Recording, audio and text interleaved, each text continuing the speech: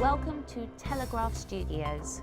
My name's Louise People, and today we're going to discuss the implications of freedom of choice. I'm joined here by Simon Chinnery, Head of UK Defined Contributions for JP Morgan Asset Management.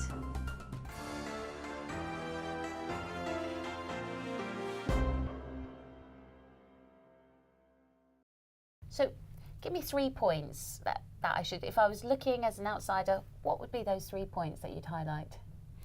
From the corporate point of view of what they should do, I mean, I think probably they've got to think about how they communicate with their members. I think the other thing that they should really think about hard is what are they doing with their investment offering.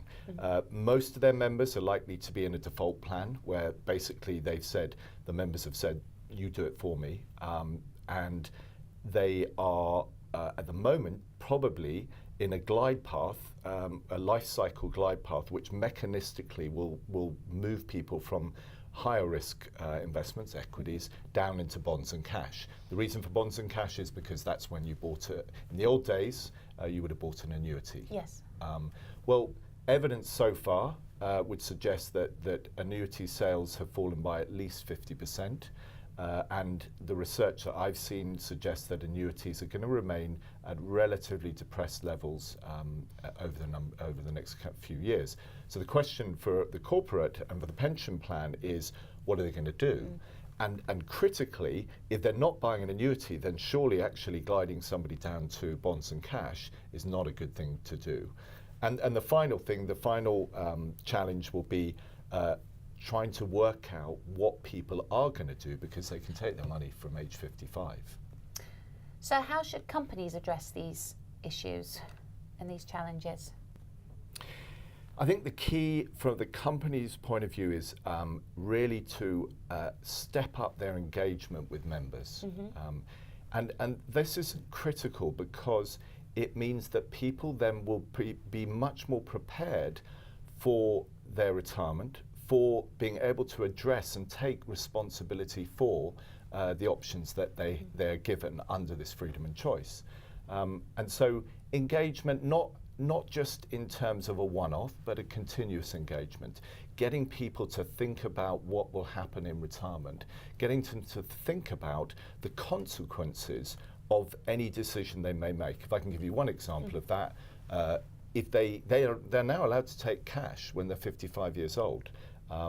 Well, there are consequences of taking cash. One would be you put the money into a bank account and you leave it there for a long time. It's not going to do much there, is it? Not a good place to be, perhaps, over the long term. Okay, and you talked about those challenges. Is that something that is a one-off management, or is it continuously, we need to be reevaluating it throughout our retirement? Yes, I think the whole process is a journey. I think the cliff edge of retirement has gone. People will be wanting more flexibility around when they retire. They were doing maybe part-time jobs. Perhaps they're staying in work longer than they would wish because they haven't got sufficient money to retire. So I think it's really, from our side, from the investment side, our job is to design the best possible engine that would get people to at least provide in our objective a minimum level of replacement income. And that isn't a one-off engagement from the corporate pension plan's point of view. It's ongoing because people need to think about, are they saving enough? That's really the critical question. And what happens after retirement? I think the biggest challenge following from freedom and choice is what are plans and pension managers going to tell their members? Because this change takes place from April.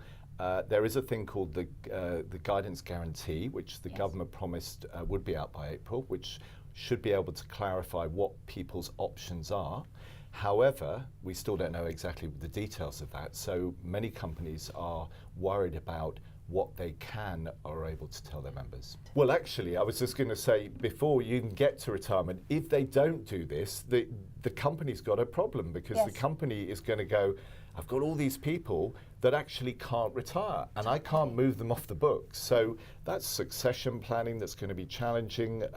It's going to, I would think, be challenging to productivity. So really from a corporate point of view, that's something I would suggest. So, okay, we now get people retiring. What happens? Right. Terrifying for most people. Yes, and again, evidence is suggesting, research is suggesting so far that people are very ill prepared for retirement. They've never done it before. Secondly, that they underestimate how long they're going to live generally, and thirdly, that they actually have no idea what their spending patterns are going to be like in retirement. So what they do in behaviourally, they probably just do nothing.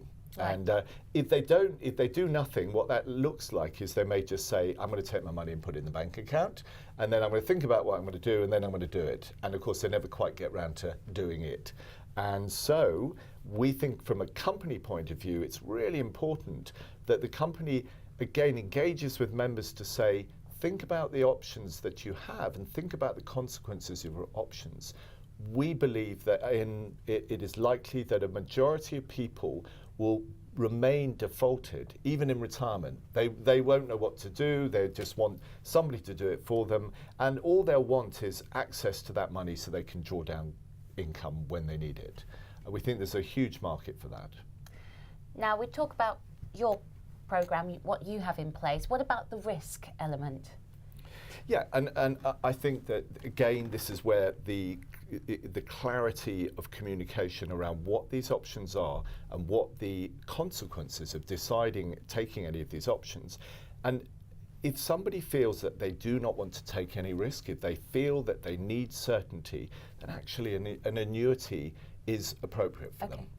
But for those people who feel that they can take some risk, that they don't even know what they want to do, but they know they don't want to buy an annuity, then actually staying invested in a multi-asset fund which is managing risk, is very sensitive to that, but also is focused on keeping the assets growing. I think in terms of people insisting they're going to live another 20, 30 years is not a bad place to be. And obviously we would be delighted to provide services in that area. I think for the mass market, it's a great question, because I think we're not going to see face-to-face, one-on-one detailed advice for, let's say, pots of 40, 50, 60,000 pounds. However, I do think with the technology advances we've seen, that there are some very easy user tools that could be available on smartphone, on iPad, that would give people the power to make some decisions around, you know, what they would like, how much risk they'd like to take, what they'd like to do with their investments. Well, I think the key expectation is that the investment design at the heart of a pension plan has the durability, flexibility to be able to manage money through all the changes, which we've kind of described and touched on, and actually with a prime focus of getting people, as many people as possible, to a minimum income replacement. So it has to be sustainable. It cannot be something that flaps about all over the place. It has to be managing people's money, managing their investments safely, with a focus of getting them over that retirement finish line. Lots to plan for the future. Yes. Simon, thank you for your time. Thank you.